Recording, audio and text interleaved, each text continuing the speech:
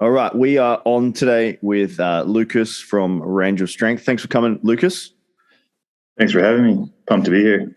No, I appreciate it. Our first guest on season 4 is Lucas, someone I've been admiring and watching for a while. So, Lucas, if people met you at a dinner party, how would you introduce yourself? I think maybe I'm not like the introductory type in a lot of scenarios, but I think it's important to kind of dress the part or look the part that you want to be portrayed or seen as. So, I mean, I guess as a coach that works heavily in fitness and strength and stuff, I think it's a valuable asset to look the part. So, look the part, dress the part kind of thing. And a lot of times the introductions kind of take care of themselves. If you walk into certain scenarios, someone may kind of make an assumption or make the right assumption or ask the right questions. And I think that can lead into an easier introduction in most parts. But I think that's kind of how I view that side of things.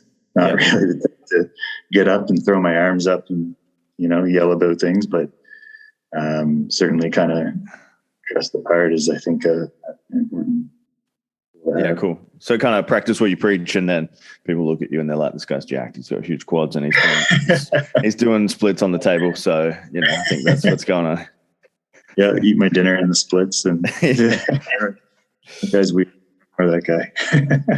So Lucas is a mobility/flexibility expert, and I was writing the notes for this, and I thought, I'm going to butcher this, and this guy's going to hate me for butchering the two and interchanging mobility and flexibility. What is the difference between mobility and flexibility? Well, there isn't really a difference. I think how I see it, and like I've been in the game long enough to see how we kind of portray messages in different ways and how it's changed and evolved. And I think when mobility kind of became a coined term, it was a way of getting the message out to people where they could make the connections. I think coaches were trying to get them to associate with improving their movement over just strength, but mobility and flexibility are very much the same. And the common misconception there is that flexibility is passive range only and mobility is like active strength through range. But flexibility can be further categorized by passive and active ranges. So there's, static active, dynamic active flexibility, which is basically strength. It's movement through full range of motion and expression of flexibility in different ways. So I think that's a message that the Range of Strength brand gets out quite predominantly is like flexibility is strength. It's just how you portray your flexibility. But, I get it though, like trying to get people to connect with why they should work on their range or why they should try to improve their movement is more important than sometimes just getting all heated up about the terms or what it should or shouldn't be. So, as long as I think people make those connections, and I see the connection to like flexibility being more of an all-encompassing thing that has a lot more text to it than just passive range of motion that is useless. I think it's kind of, being changed and people are seeing the benefits of how the research is starting to change a little bit around that. So, yeah, I think I had a physiotherapist blow up at me online for interchanging the two words a couple of years back. They were like, you can't term them the same thing. And I was like, all right, cool. So what's your definition? And they said mobility was around the range of motion of a joint, and then flexibility was in terms of the muscle or the length of the muscle. And I thought, I don't know. I was going to ask you about that. Yeah, like they could be talking about extensibility, like the ability of the muscle to move through its full length. It's usually just the passive active kind of separation. It's like, it's only a passive range of motion if it's flexibility. But again, you further break down flexibility into those different components of even passive is static passive or dynamic passive, right? Yep. So there's, it just goes much further than that. And like I've joked around this a bit on my feed or my social media sometimes and made posts about like a bicep curl is a flexibility exercise. Yeah. People get all like kind of like, what do you mean? What's crazy? It's like, no, a dynamic active flexibility exercise is basically an active range of motion through movement. So it's, if you want to play around with the words like most people do, that's really where the barriers are, is if you start playing around with the words so much that you create more barriers for people and they just don't understand anything, and then no one's working on their range. It's like, well, you try to go the other way and make sure it's at least something you can connect with. Yeah, for sure. So for someone that doesn't understand active and passive, how would you simply define that for them? So active range, passive range. So if it was static, then we're not moving. Mm-hmm. So that would be, if it was passive, static passive, I'm sitting in a stretch and I'm really relaxed. So it's a very comfortable position for me. That would be passive in nature. If I'm in a stretch and it's active, I'm going to be in more of an isometric position through longer range and a bigger length position. So you could think about like holding splits even would be a static active. But even that in itself, like static passive stretching has components of active contractions. We're relaxing deeper into it. So they kind of cross paths a little bit when you go further into it. And this is where you need to just appreciate training range as like a skill set where you kind of understand the terms, but understand how to apply them and what those smaller details are. If you're going to look to kind of take yourself to a different level with flexibility. But those would be the two main ones with the static component, dynamic, active. So you just think about moving through full range of motion, which basically we just call mobility. That's the popular kind of term for it. So dynamic, active, we're moving through full range of motion, loaded or unloaded. Dynamic, passive, this would be being guided through the range of motion. So if you're going to do self or manual assessment of someone's range of motion, you're going to be moving them through their dynamic passive range of motion. So the joint is completely at rest. So that would, probably be the easiest way to kind of look at it. Yeah, cool. So if someone were to log on your Instagram feed and they would look at you and they'd be like, this guy is jacked, massive, has a huge beard, he wears Vans and he can do the splits. This is pretty fucking weird. Like, this is not commonly seen in the fitness industry. Either you're jacked and massive and you're a brick, or you're flexible and you're tiny and you can do the splits. And you've kind of somehow blended the two, which is incredible. I think you've taken two things and put them together, which is kind of like a weird, impressive marriage that no one really knows about. And like, how did that kind of journey of blending strength, powerlifting, and flexibility kind of come together? Like, where did this start? How did this even happen?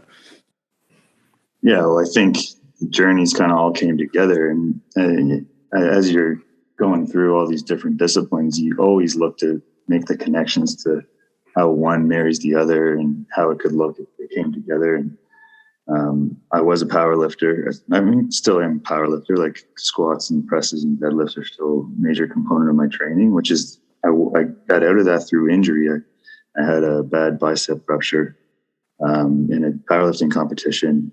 At that time, I wasn't moving well, didn't have good flexibility. I was a bigger size than I am now. I was more of a powerlifting type size, a little overweight and husky, I guess you'd say. We've all been there. Yeah. I mean, the harder part about that injury was kind of losing my identity, right? Like, not able to do what I had been doing for so long, identified, as that kind of focused athlete, coach, and that kind of area of training. And that was kind of when I decided to just like go another way. I was like, I just need to go do some different shit, which started with body composition changing. It didn't really start with flexibility, actually. It was like I wanted to get myself in better shape.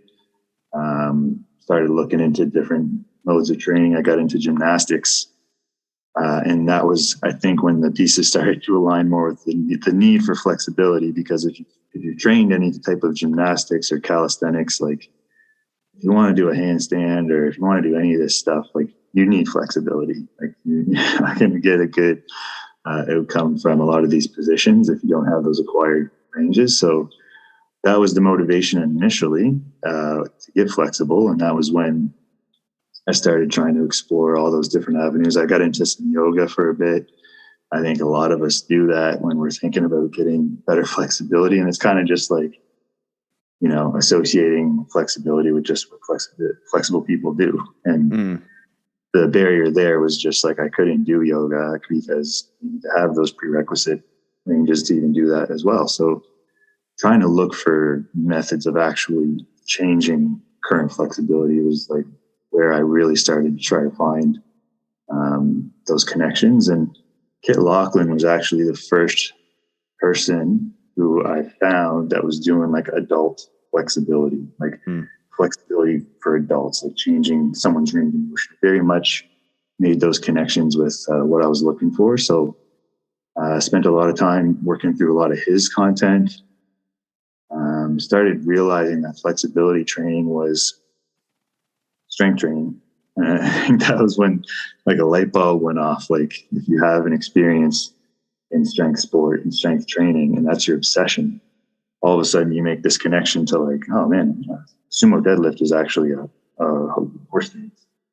That's, you know, trainable strength exercise towards splits. And all of a sudden light bulbs are going off and start kind of seeing how the worlds can merge together. And that was kind of, I started taking my own path towards what I thought flexibility should look like for someone that wanted to pursue really strong ranges of motion. And that was when I started having some collaborations with Keegan, Real Movement, made some connections with him, wanting to bring flexibility systems into like a performance type setting, that was kind of the barrier, right? It's like, how do you do that? So that kind of evolved into what you see now with range of strength, is like this combination of flexibility and strength that can be kind of integrated together into this one path, where there still needs to be some prioritization as to what your primary goal and outcomes are, but they certainly can have a world together where they can work on the same type of disciplines. I think it's an interesting point about like marrying the two together. I remember when I started on your program, I was doing flexibility stuff 6 days a week with you. And then I was absolutely killing myself in the gym with strength training as well. And I'm wondering why my body is fucking struggling. And then I spoke to you about it and you're like, that's not how you should be doing it, bro. Like you obviously need some recovery on there as well. So I didn't even think of it like as its own kind of strength criteria. I wouldn't do powerlifting and Olympic lifting and gymnastics in the same day. So I should probably, treat it as the same thing anyway. So yeah, for me, it was an interesting journey as well, especially following you, but it kind of like a light bulb just went off for me as well. When you just said, hey, it's just another form of strength sport. And I was like, fuck, why don't I just see it like that? Then I'll be way more motivated to do it. Yeah, for sure. Yeah. And I think, what were you saying? You go. Well, I think just that, and like people need to know what they're working for. And, when you do look at the timeline, it's like there's this group with no range of motion at all. And there's this group that has the splits. And there's just the in-between markers of success. It's like, what is like a good range of motion to work towards? What are like good types of milestones that would make someone feel like they're actually working towards something? I think that's where most of us need to have that kind of mindset. And that's why we really appeal to strength sports like powerlifting or weightlifting. We know what we're working towards. We know what the outcome should be. And that's a big barrier with flexibility training, is people just don't really know how to measure those outcomes and how they know if you're doing good things for them, other than, I'm feeling a bit better kind of thing. Yeah. For someone like me, I've probably got a 45-degree split in my legs, like lateral split. I feel like splits is so far away. So if there were a way to just, get milestones in place, like, hey, at 1 month you should be here, 3 months you should be here, 6 months you should be here, it'd probably be pretty helpful for someone like me, because obviously splits just seem so far away. Is something like that possible? Yeah, for sure. Those are some things I've laid out, and I have this like milestone system now where it's like a basics, graduate, and then from the graduate programming milestones, you can kind of decide what you want to do. Like you want to go hard back into, like if it was a restorative approach and you wanted to then go, okay, I'm going to go back into weightlifting, got this restored range, I've hit these certain markers of success. Or it could be you get to that marker and you're like, I know I can actually go harder into bigger ranges now, like the splits and the bends and all these things. And I want to kind of go that route, kind of test those waters out a little bit. So those are things I think that, like I've laid that out in a lot of the programming, like beginner type programs, is that's the primary objective. Is like, yeah, the workouts are here. you got to do these workouts, but you also really have to know what you're working for outside of something very extreme. It's like if you start back squatting and you're thinking about like a 3 times body weight back squat the whole time, it's probably not going to be a good way to start, right? No, like definitely not. we're starting with those smaller milestones along the way. So the same thing, flexibility training. Yep. Cool. So I've been following you for a few years, and I definitely know, I've seen the strongman, like old school strongman theme has come up a couple of times, especially recently. And I would take that you've been studying old school strongman for a while. If you guys don't know what that is, it's basically images, black and white images of guys doing crazy lifts that you've probably never seen before. Lucas has kind of brought them to light, I feel, on social media recently, which is very interesting. So from doing and teaching old school strongman, are there any particular lessons that you've learned yourself or you've seen your clients go through? Well, just the diversity and strength and how that can be applied, right? So for the most part right now, we're in this like phase of strength training where everything's very systematic. You do this lift and that lift, and it just leads you here. And it's nice to have those things in place, but how do you get strong outside of those very linear approaches? Things like the popularity of a Jefferson curl, for example, have started to bring some of these ideas to life. It's like, oh, loading the spine is fine. It's okay. It can adapt and it can move this way.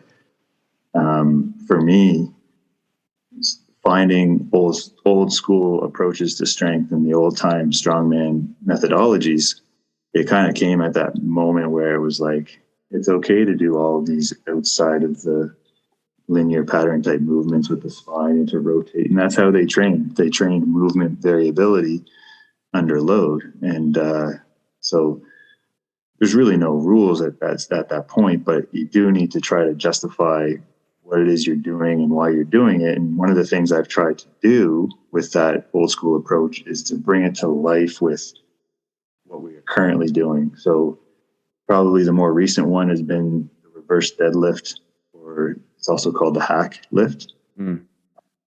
People often get that confused with the hack squat. They're 2 different types of lifts, so it's sometimes easier just to call it a reverse deadlift, but basically you're lifting the barbell up from behind the body, a deadlift behind the body. So again, someone sees that and they're like, why would you do that? You should do it from the front of the body. Well, the moment arm is shorter, it's less stress on your back. It introduces spine flexion without as much load into the lumbar. It helps with delayed knee extension, which is a very hard skill to develop in a deadlifter. Delayed knee extension is, a refined skill. It actually teaches that because it gets stuck in your knees if you don't do it correctly. So it's a cool self-teaching tool. So, you start just showing people like why this lift would be good for what you're currently doing. And then all of a sudden people start making that connection. It's like, oh, okay, well now I can actually understand why it would help my deadlift. You look at like lateral pressing, that's completely almost non-existent. I think in the way we strength train now, there's not really much rotational pressing or, the way they used to kind of do the things back then that way. So it's definitely still like a fine line on how you present that to people where it doesn't become, I don't know, something that they can't relate to. But it's like flexibility training too. Like they just don't understand it yet. And the principles that a lot of these old time strongmen had were like pretty detailed. Like for the fact that people thought it was just this novelty thing, it's like these guys went pretty deep into like what their systems were, what their beliefs were, how they thought like living a good life would be. So it is cool going back and like even seeing how they define GPP training. Like it's all the same stuff. They kind of did it in a different way back then with what they had. And, I think we're kind of at this point in the industry where we know a lot of the research is saying, well, there really isn't a right or wrong way. There's just a way that someone can do things and other people do things that, just correspond with their body types. Well, why can't we do these old lifts that people thought were so unsafe? It's like, the body is safe and it can adapt to any of these training stimulus. So it's cool to kind of bring it back in that lens now where we're at that point in the industry and kind of let people know it's safe to approach these things and it's cool to try something different. Yeah, for sure. I remember watching the Rogue Legend series, and I think they were talking about a lot of the old school strongman and that. And Eugene Sandow, is that the guy that has the book? He wrote a book about training. I'm not sure. Anyway, I bought it online. It was like this tiny, thin book like this, but it cost me like $80. Just because there was like no copies around, and it was just like $80 on Amazon. I've actually still got it on my bookshelf. I'm going to crack it open after this podcast and have a read again. Yeah. But yeah, imagine walking in a 24/7 commercial gym and there are people doing hack deadlifts and bent arm presses. That would be imagine that's just a normal thing. Yeah. And that was the way they did it back then, right? Like, I mean, well, they taught the bench press before they taught pretty much any other lift. Like, that was like the lift. So if you would get into a gym, that was what you'd do first. You had to learn the bench press. So everyone had to learn how to really develop this extreme rotational strength, move their body around heavier loads like that and really lock out, get really strong through the shoulders. So, I mean, you just imagine like what kind of movement capacities you would start developing if that was just the way it was. Like, you have to learn bench press before you graduate to anything else. So, it's just a different time. But, there's certainly ways to go back. And if you look at the journey and the flexibility and how you restore ranges that way, like I've kind of had that approach with a lot of the ways I present the old school training is like, it's just a restorative approach to learning how to do that stuff again. So there's just a way of organizing your exercises so you can learn to get back into these positions rather than just, starting with the bench press. Well, there's like ways to break it down a lot further and understand it, which is good because then you don't even have to train the bench press, but you can train components of it and really work on strong rotational strength and some of these capacities that it's hard to figure out how to fit it all in kind of thing. So, Yeah, I think it takes a very methodical brain to be able to work this out and how to fit it in with modern training styles. It's funny, you keep mentioning like linear, that the modern types of trainings are very linear, which I can totally agree with. Where we got bench press, military press, deadlift, squat, snatch, clean, these types of things, straight up, straight down. There's not too much rotational force in it, which in my personal opinion, I feel like it's made us worse as like a general robust package. I know for me, like my rotation and ability to twist is fucking, non-existent, but I can move a barbell up and down like the top 0.01% of humanity. But, if you ask me to fucking scratch my back or scratch my shoulders, I'm fucked. Like, I don't know how good that is as an overall, like robust, healthy athlete. Yeah. Yeah. So, you go.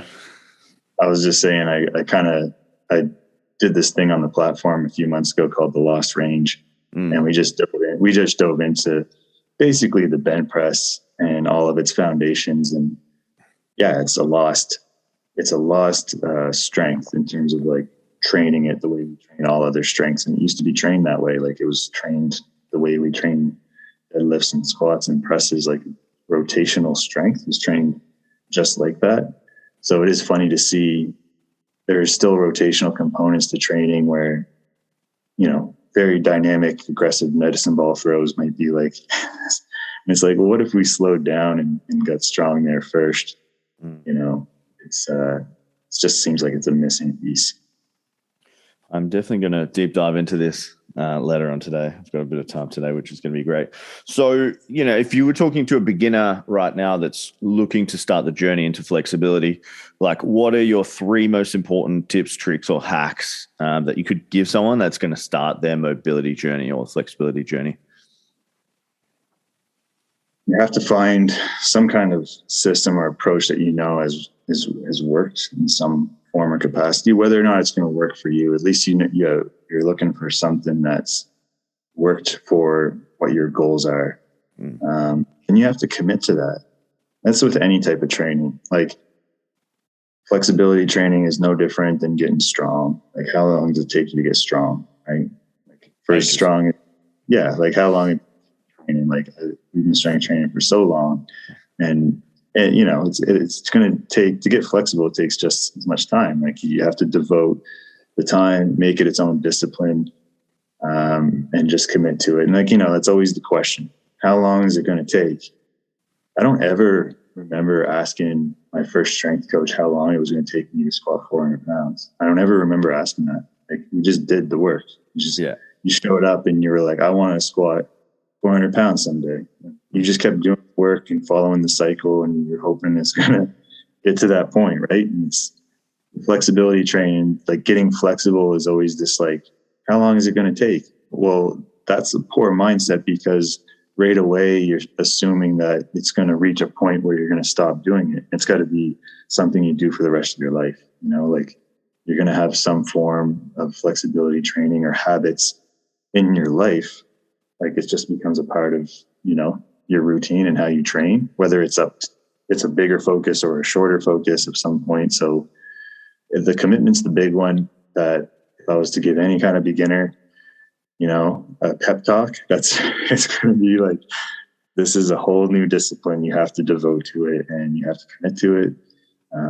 It took me 3 years to get a side split, and it didn't even really get to the point where I know I could have went to another level, maybe, if, you know, I was happy with the outcome, and I still can maintain it to a certain degree. It's not as strong as it used to be, but think about that, right? Like 3 years, but ultimately, what's 3 years in a whole lifespan, right? It's nothing. It's nothing. Like, there was definitely shitty times, and times where I wanted to quit, or I kind of took a decompression from frustration of it or whatever. But that's the same with strength training too, isn't it? Like, it's this linear journey where you're always getting stronger. Sometimes you're like, fuck this. What am I doing? Yeah. You just take a break and you come back. But, you know, just making flexibility a component of your lifestyle is what's important. And that's where I think anyone that wants to make a change, like in flexibility and in health, like, that's number one. Like, you really have to just make it a part of what you're doing. And you just got to do it, man. Like, you got to understand what those beginner kind of approaches are, what your expectations should be. Like, what's the line between 0 to hero? Like, what are those kind of markers of success? And yeah, like, just got to do it, man. Yeah. Cool. So just understand that it is a lifelong journey. Well, not a lifelong journey. It is going to be a journey to get to some level of proficiency, and then it needs to be maintained after a while, and then just get it done. Yeah, just keep doing it, man. Like, once you understand all the different aspects of it and the different ways you can train flexibility, it should just be in your life, you know, however it is. Like, if I'm 80, maybe I'm not doing like aggressive range of strength style flexibility work, but maybe I'm doing like more passive, you know, relaxed type stretching, and, you know, keeping myself and everything kind of supple. So there's just so many different components to it. It's just taking the time to respect them and study them. And, you know, if that's the direction you really want to go, like, you have to kind of make that commitment. Yeah. So in the flexibility world, I'm sure there's heaps of misconceptions and myths and these types of things. One probably would be that, you know, flexibility makes you weak. Are there any other type of like common misconceptions where you see and you read and you're like, you know, palm to face, like, this is ridiculous? What are the most common misconceptions in the mobility flexibility world? Well, the weak one's a big one. Like, well, I guess even more specifically, like, does it affect performance? And more so when it's done before you train, like in a warm-up or kind of thing. Like, that's a big one. And my answer to that is always like what kind of performance are you worried about affecting, right? So if we spend some time doing some flexibility work before a session to get you in positions that you can't readily access. So this would be the difference between like operating range on a day-to-day basis versus training range that you can now get into and access. And now we're going to work overhead squats, work positions that you're trying to improve upon.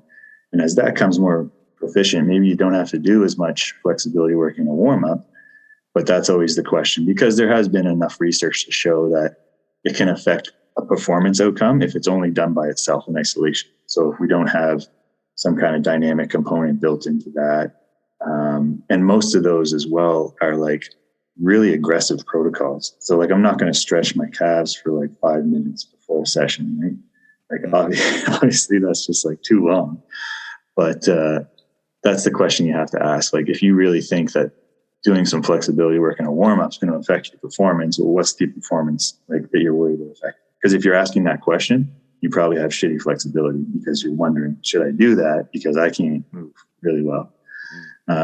So that's definitely one where you can have a good conversation about. What would be another one?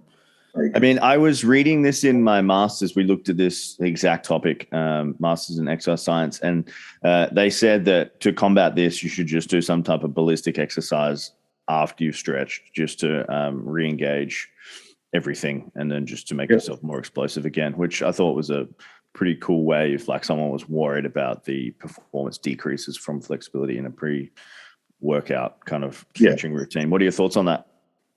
No, I mean, that's been proven for sure. And I think even like one of the papers that I think was like at its lowest degree of like how much you had to do just did like some ankle hops. And it was enough to like re-stimulate the system to be back to that kind of position of like force output. So yeah, definitely maybe not to the extreme that people take it, which everyone, it's like every time there's any kind of paper that comes out and is, towards your bias, that people just kind of blow it up to the extreme without, thinking about certain situations and different contexts and things like that.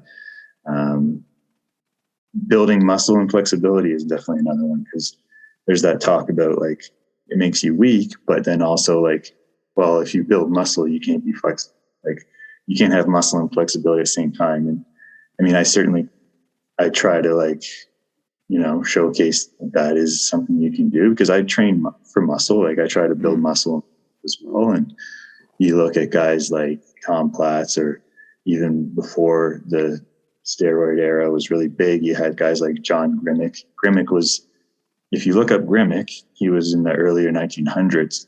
He was the range guy. Like he was brought to exhibits in like research areas and stuff to like show like this guy's really built and he can reach past his toes. He can get into the splits, and he has muscle and he's strong. So he was kind of like the, research kind of rat back then, where he was like there was this bias towards like, you can't build muscle and flexibility. And then they would bring Grimmick in and be like, look at this guy. So he's definitely a good one to look up as well too. And he writes really well about training systems and philosophies in life. And he was a funny one where he was like a bodybuilder, but he wasn't afraid to do some of the weird shit. So he would, be doing he would experiment with some back bends and presses and things like that. What's the interesting one?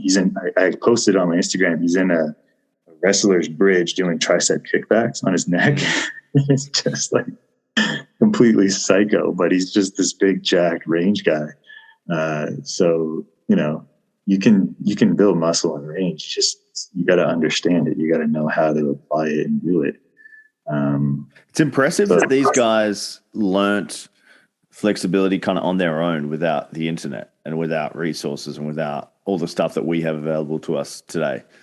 Yeah. Yeah. Like they trained it, right? So, I mean, you can only imagine the thought was like, you're only as strong as your weakest link, right? So, I mean, I imagine these guys exploring during a time when like the barbell was like a new thing. It's like, well, what can we do with this? Like, how many ways can we lift this and move around this? And what types of ranges can we work from? And, so it was very much the sweet time of just exploration and, trying to justify a lot of like what it should maybe look like. And so, yeah. And it comes back full circle today, where we know to a certain extent, you can basically build your body and adapt it to any kind of training stimulus. So it's definitely been an interesting time to be around and see what some of the weird shit they would have got up to. But he was an interesting one, John Grimmick. He was, built muscle, worked on his range. Yeah, definitely. Building muscle and flexibility is one that people always kind of say you can't have those two. So those are the big ones. I'll be looking him up for sure. So, as I've aged, I've generally found that I've become tighter. Is this something that's related to aging, or is this something that's related to laziness? And I'm ready for you to go in no lube here and give me your full thoughts on it. Well, I mean, a bit of both, right? So like as we age, we lose extensibility in our connective tissue, but it research has shown that if you're practicing, you continue to practice a well balanced regime with flexibility training and focused flexibility work in, then ranges of motion don't change drastically. So it's pretty much the same as strength training, right? Like we know that if we stop strength training, we're going to atrophy and bones get weaker. And if we start strength training and we make that a long-term habit, then that changes. So it usually does come down to just not doing it. And but as we are an aging body, like the extensibility of our tissues and the elasticity does appreciate, but it's even more motivation for us to continue working on it, because how much more would that decline if you don't do it at all, right? Yeah, it's interesting. As you've aged, have you found it harder to keep more flexible? I don't know if it has to do with starting, like getting hard into it into like when I was older. So I haven't yet felt that. So I mean, I kind of attribute it to that, like starting like that journey a little later in life and going really hard with it. And I still feel like I'm at a stage of experimenting with a lot of that stuff, like using the old school methods to explore my flexibility more. My splits aren't as strong as they were when I was like training for splits, that's for sure. But I can get into splits in like, 10 minutes. So the accessibility is still there. It hasn't changed a lot. And I still train like the components of splits quite hard. So I do a lot of loaded horse stance work and kind of break down the layers a lot. So I haven't quite felt that. I will say I have in the last 2 years put on more size again. Like I've gotten more into barbell work and stuff. And that has like just changed the way that I approach my flexibility. It's like, oh, I'm a bit bigger now. I have to spend a little more time in this position to get like freely accessed here. Or if I have DOMs from a barbell session, I just got to spend a little more time. Like it's not, as readily accessible all the time. So it just kind of changes, I think, with that kind of stuff too. But just knowing where it fits and how to organize your training and such is kind of, I think, all you really need to think about. It's impressive how methodical you are and you're thinking around it. It's not just like get to the gym, have a barbell session, smash yourself with squats, do some stretching. It's all very thought through, which I can appreciate. What's the oldest person you've got to the splits, or you've coached, or you've seen like go from nothing to having the splits? Oh, how old is let's see. I'm just checking the age here. Yeah, rough guesstimate's fine. Yeah, like late 60s. Oh, shit. So it's definitely possible. Oh, yeah, for sure. I mean, I wouldn't say full split, but you're certainly getting these people in positions that they were really far from previous to. And that's just how the expectation should be laid out for those individuals anyway. It's like, well, it's all like a blessing that we are able to train in our bodies and seek some type of range of motion. And the fact that you can now navigate your flexibility training with good understanding and know what you need each day, or how to even getting to a point where you can auto-regulate flexibility training like you do with strength training is a very kind of free place to be, where you just feel like you can take care of yourself. And that's, I think, as a coach, you're always trying to help people learn how to take care of themselves better, not to have them rely on you for the rest of their lives. Have them mentor you to a point where it's like, I can take care of my shit. Feel like I have a good experience now from working with you, where I can figure this stuff out really well. So. Yeah. So for someone like me that would squat on Monday and deadlift on Thursday and do upper body on Tuesday and Friday, what would be like a good weekly structure for stretching? I mean, I would probably get you working on some, like, if you had time. So, I mean, this is all about like, okay, most ideal situation. Yeah. A complete separate session on its own. Yeah. Where you just take time getting into some deeper stretching, some longer static work, and kind of getting yourself to that point. Yeah. If time was an issue, then we need to start learning how to integrate into what you're currently doing. So squat training, I find you can get into like a lot of good hip, quad, ankle work blends in really nicely with that. So, I mean, you could even think about like a front position session, or that kind of work goes really well on a squat day. Deadlift days, you can get into a lot more hip rotation work and groin work. And I mean, there's just different ways to organize it, but a lot of times it's kind of just taking your accessory work and remodeling it into something that's more flexibility specific is probably one of the better ways to go when it comes to like those main lift programs. Upper body training, I mean, pretty simple. Like most upper body training work will train your range quite well if you have the right intention with your main strength movements. Mm-hmm. But if we're getting into like introducing trunk flexibility, so I mean, we could say a back bridge, but what is a back bridge, right? It's like your ability to express a big extension through the trunk. So how does that kind of fits in really good on upper body days, because we're getting into spine extension stuff, and you can just kind of reorganize it in a way where it fits nicely with those kind of traditional approaches. So yeah, if it was that kind of scenario where it had to be integrated, I would look at it that way. But always best case scenario is like if we're able to find time to have a session on its own where you can really navigate the body, get an understanding for what it needs. And it's even two different types of approaches, where if you're integrating range work into a session versus like being able to go into even some of that passive static stuff where you might be holding a stretch for 4 to 5 minutes. It's both an experience I think that you should go through and try to understand. So yeah. So, squat day would be more like front squat related, and then upper body would be, bridging and rotation kind of work. And then on the deadlift day would be more lateral kind of split work.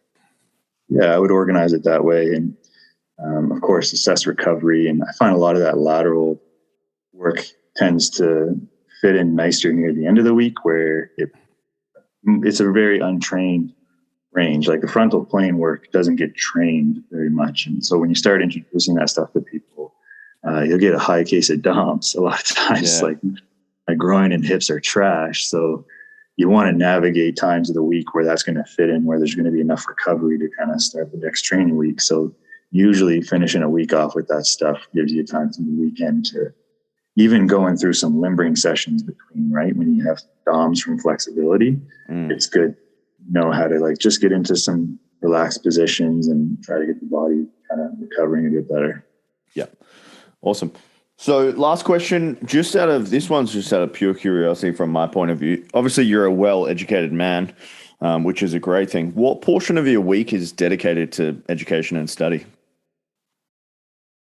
I think when you get into content creation, there has to be part of your day every day where you're trying to organize like how the post that you're sharing the next day or the content that you're sharing the next day is,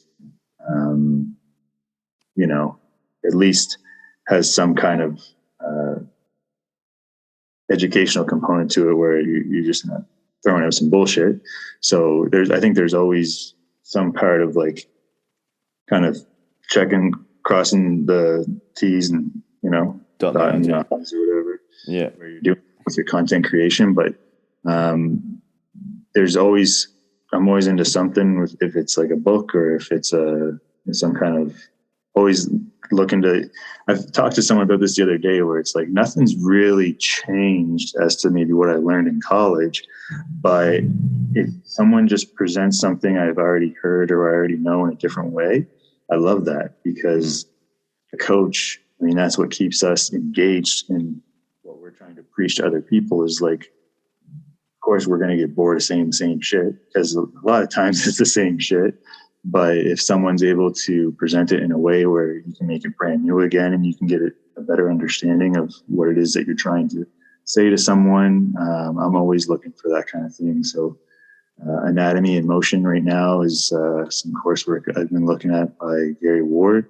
So I have some of his online stuff, and he just talks about movement a little differently, and a lot of stuff I already know. But again, just hearing someone say it differently, or how they use it in context of like communicating a message. I'm reading The Super Athletes by David Wallaby. That was a good find online. He basically writes about the history of athletics. He talks about like Greek and Roman times, and validates like real things that happen, like Milo carrying the calf across the stadium, a real thing, even though there's enough history to show that it actually did happen. And so it's a cool book because filtering through a lot of those things, if you're into the history of stuff, it's a cool read. So yeah, I think there's a portion of every day is devoted to that with regards to content creation, and even just working with clients. If someone's bringing up messages, and sometimes you just have to like check, am I right saying that? Or is like, I forget what it was kind of thing, or just kind of checking that stuff. And then there's just probably 2 times of the week where I'm just putting some hard study into something new. Cool. Interesting way of doing it. I never thought about just every day kind of getting it done. I would probably be more like a couple of hours on 2 days, like a block of it, and then take some notes and make some content out of that. But it's interesting. So how do people find out about you? How do people work with you? If they're listening to this and they're like, this guy sounds good, how do I work with him? Yeah, I think Instagram is my biggest platform right now. So Range of Strength is my tag.